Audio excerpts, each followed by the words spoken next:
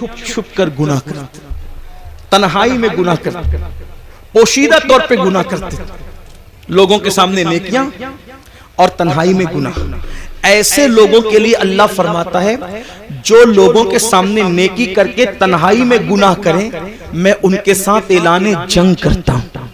और दूसरी हदीस में आता है कि हबाअम मंसूरा की तफसीर करते हुए अल्लाह के रसूल ने खुद फरमाया, आका फरमाते हैं, साहबा ने पूछा हुजूर ये हबाअम मंसूरा का मतलब क्या है? कि अल्लाह उनकी नेकियों को जर्रे की तरह बिखेर देगा। तो आका फरमाते हैं जो तन्हाइयों में गुनाह करते थे अल्लाह उनकी नेकियों को ऐसे बिखेर देगा जैसे रोजोन के जर्रात होते हैं जो सिर्फ धूप में नजर आते हैं, इतने बारीक कर देगा अल्लाह, यानी इतनी बेवकूफ हो जाएगी उनकी नेकियां कि अल्लाह ताला उनके जर्रे जर्रे कर देगा, उनकी नेकी कोई काम की नहीं होगी।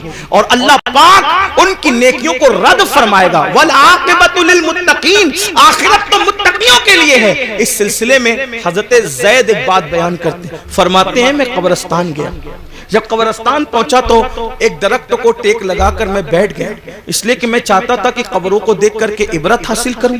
ऐसे मैं टेक लगा के बैठ गया तो मैंने क्या देखा, मेरी आंख लगी, आंख लगी तो दिल की आंखें बेदार हुई। मैंने ख्वाब देखा कि लोग अपनी अपनी कब्रों से उठ रहे हैं, किसी के उजले लिबास है, किसी के मैले लिबास है, कोई कैसा है कोई कैसा है। लेकिन एक शख्स को मैंने देखा जब वो उसकी कब्र से उठा, उसकी कब्र से, तो एक आसमान से आग की चैन जंजीर आई और उसके हलक में डाली गई और वो उसके हलक से गुजरते हुए पेट और पेट के बाद फिर नीचे के मकाम से वो जंजीर निकल गई और वो चीख रहा था, चिल्ला रहा था और चीखते चिल्लाते कहता था मुझ पर ये क्या अजाब हो रहा है? क्या मैं नमाज नहीं पढ़ता था? क्या मैं रोजा नहीं रखता था? क्या मैं रमजान शरीफ के रोजे नहीं रखता था? क्या मैंने हज नहीं किया था? क्या मैंने उम्रे नहीं किए थे? क्या मैंने सदका नहीं दिया था? क्या मैंने ज़कात नहीं दी थी? क्या मैं फलां नेक काम नहीं करता था?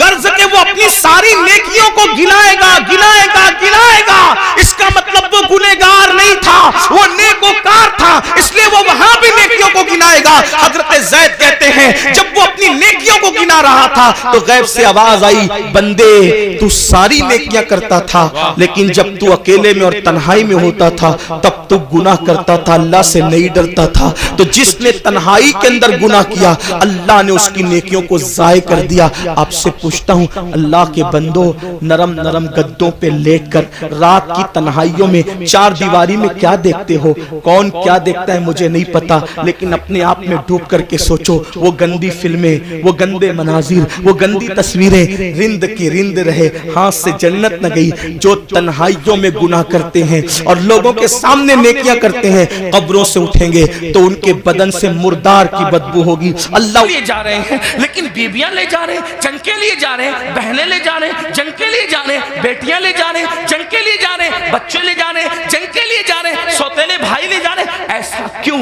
इमाम गोया के बताएंगे ये तलवारों के टकराने की जंग नहीं, बल्कि ये किरदार की जंग है, ये नजरियात की जंग है। एक तरफ यजीद सौतेली माँ को पाप की नजर से देख रहा है, तो हम मैदान में बताएंगे कि सौतेले रिश्ते का तकद्दुस क्या है।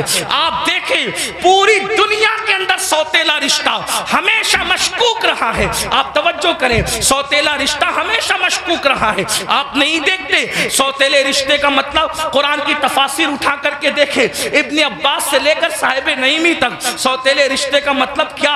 हजरत याकूब अलैहिस्सलाम की बीवी जो हजरत यूसुफ अलैहिस्सलाम की सौतेली माँ है, अल्लाह अकबर, वो अपने बेटों को बता रही है, अल्लाह अकबर, के तुम्हारे सौतेले भाई ने ये ख्वाब देखा है। इसी तरह है ना, सौतेले भाई हाथ का पानी छीन करके जमीन पे डाल रहे हैं, सौतेले भाई हाथ की रोटी छीन करके कुत्ते को डाल रहे हैं, सौतेले भाई मार पीट करके कुएं में फेंक रहे हैं। यही तो सौतेला रिश्ता लोग जानते हैं। मगर कुर्बान जाए इमाम आली मकाम सौतेले भाइयों को करबला में ले जाकर और फिर उनकी वफा का इजहार करके बता रहे, आखिरकार इमाम हुसैन ने सौतेले भाइयों के साथ सुलूक क्या किया होगा कि सौतेले भाई अपनी जान से ज्यादा अपने सौतेले भाई से प्यार कर रहे हैं। कोई किसी पर यूं तो नहीं मरता, कोई किसी से यूं तो प्यार नहीं करता।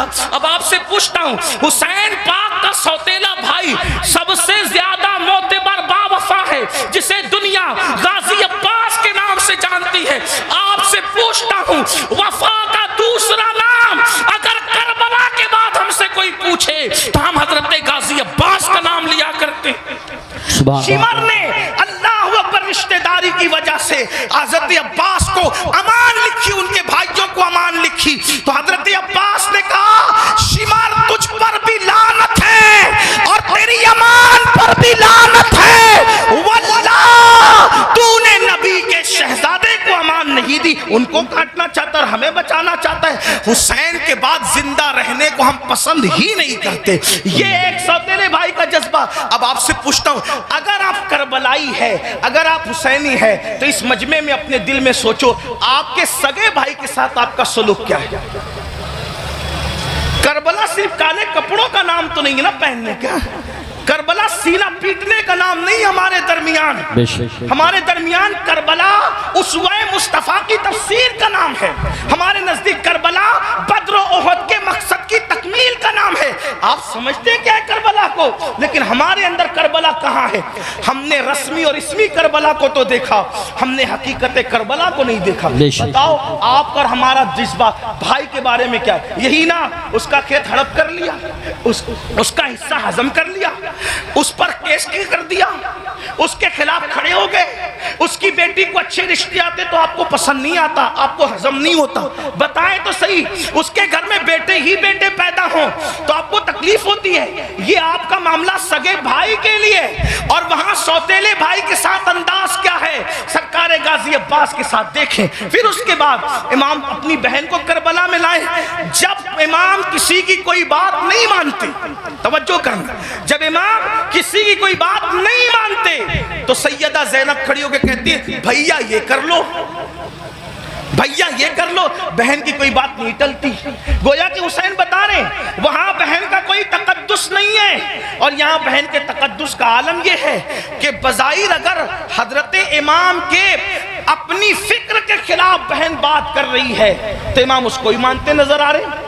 किसने नहीं कहा था कि अली असगर को ले जाएं और यजीदियों से कहें कि पानी पिला दें। इमाम ने सबको मना किया, लेकिन जब बहन आई बहन ने कहा मेरे लिए चले जाएं, मैं कह रही हूं आप चले जाएं। तो मुअर्रिखीन लिख रहे हैं बहन की बात मानकर इमाम यजीदियों की तरफ जाते हुए नजर आते हैं। हालांकि ये इमाम पाक रज़ी अल्लाह तबारक व तआला की शान है कि यजीदियों के हाथों से उनके शहजादा वाला तबार ने पानी नोश नहीं फरमाया, वो तो शहीद हो गए। लेकिन आपसे पूछता हूं बहन के बारे में इमाम अली मकाम का हाल ये, बीबियों की मौजूदगी में क़यादत का झंडा खानदान नबूवत का किसी के हाथ में देते हैं, बेटियों की और बीबियों की मौजूदगी में उसको बहन कहते हैं। बताओ इमाम तो बहन से इतना प्यार करते हैं, हमारा और आपका बहनों के साथ क्या ताल्लुक है, हमारा और आपका बहनों के साथ क्या रिश्ता है।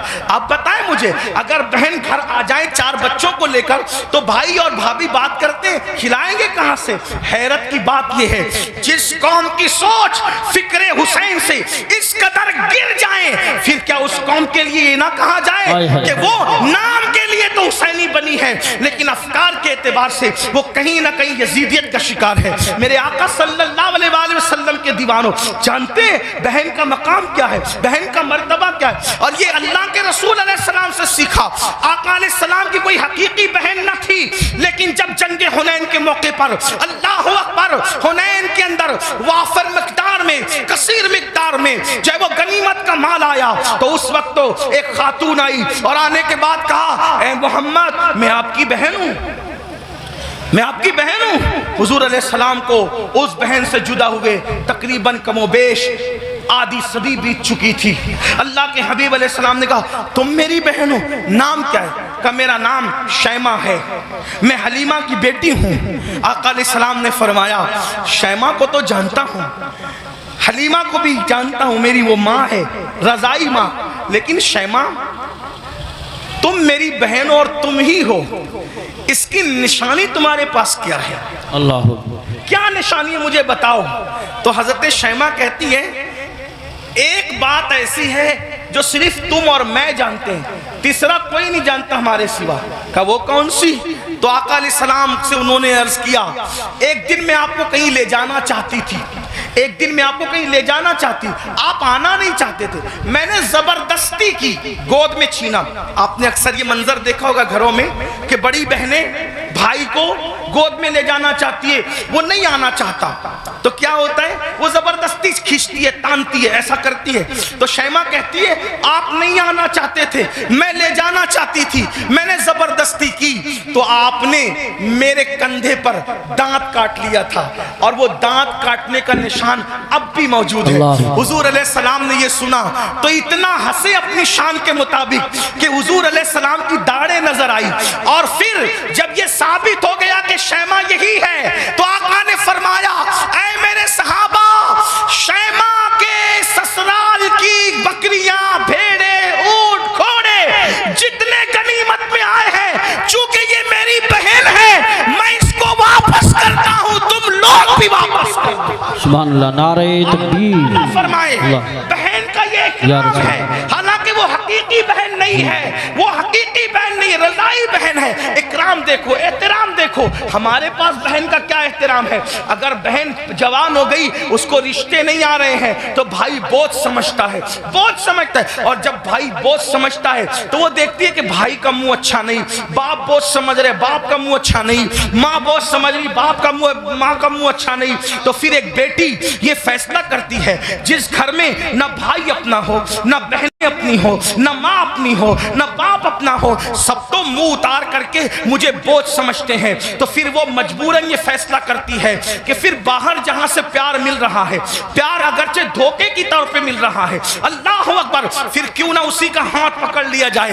याद रखना मुसलमानों, आज हमारे मिंबरों से ये बात हो रही है कि हमारी बेटियां भाग रही हैं, भाग रही हैं, भाग रही हैं। मुफक्किरीन यूट्यूब चैनलों पर भी कह रहे हैं। पहली बात तो मैं दो बात करना चाहता हूं। नंबर एक, मिंबरों से इस बात को बहुत मुबालगे के तौर पे बयान न किया जाए, ये मेरी गुजारिश है, वरना कल मुस्तकबिल में, अल्लाह अकबर, मुस्तकबिल में कल लोग इन्हीं तकरीरों को बुनियाद बनाकर, इन्हीं अखबारात के आर्टिकलों को बताकर हमारे बच्चों को ताना देंगे कि तुम्हारी बेटियां तो भगोड़ी थी, भगोड़ी।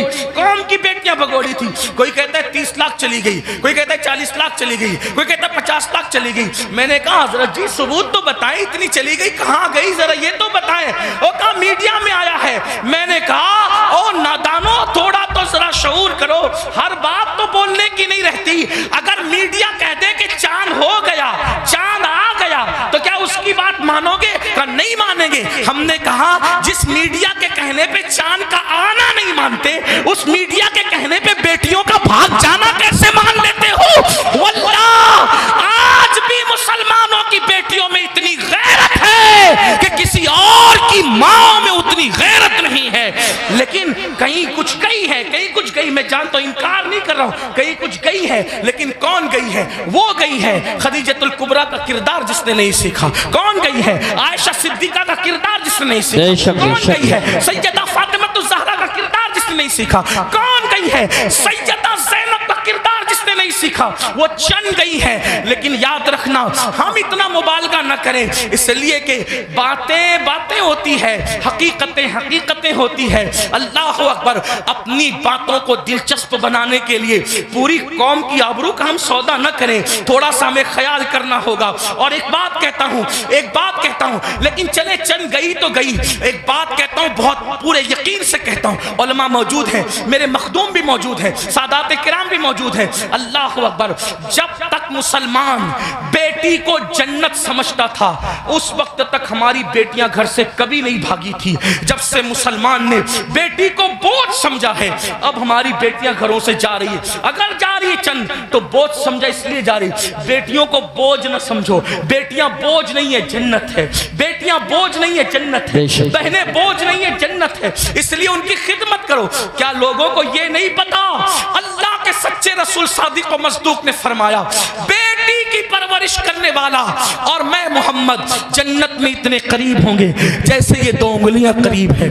आपसे पूछता, ये लोग कहते हैं हजरत ऐसा तावीज दी हमेशा बरकत रहे। मैंने कहा बेटी उस तावीज का नाम है क़यामत तक बरकत रहेगी। वो कैसे? का हदीस पाक में आता है, जिस घर में बेटी पैदा होती है उस घर में फरिश्ते आते हैं और उसको चारों तरफ से घेर कर कहते हैं, ऐ कमजोर जान से पैदा होने वाली कमजोर जान, जिसके घर में तू पैदा हुई, हम क़यामत तक अल्लाह के हुक्म से उसकी मदद करते रहे। अब बेटी पैदा हो तो मदद यूं उतर रही है और हमने बेटियों को बहुत समझ लिया। तो इमाम करबला में देखो बेटी से प्यार कितना कर रहे हैं। हजरत सैयदा सुकैना, जिन्हें सकीना भी कहते हैं, अब मैं जो है वो तलफ़ुज़ात के वो जो है वो भूल भुलैया में आपको घुमाना नहीं चाहता, जो लोग कहते हैं वही कहकर आगे बढ़ना चाहता हूँ। लेकिन बहरहाल हजरत सैयदा सकीना को सीने पे सुला रहे कि नहीं सुला रहे। एक बेटी का मर्तबा, करबला के खैमे में इमाम अपनी बेटी को सीने पे रख रहे हैं। आप अंदाजा तो फरमाए, चचा भतीजी के कहने पर फुरात तक जा रहा है, ये सब क्या है। भाई अपनी बहन के कहने पर, इमाम अली अकबर रज़ी अल्लाह तबारक व तआला अपनी बहन के कहने पर वो सब कुछ करते नजर आ रहे हैं, जिसको देख करके इंसान हैरत इस्तेजाब में डूब जाता है। करबला ये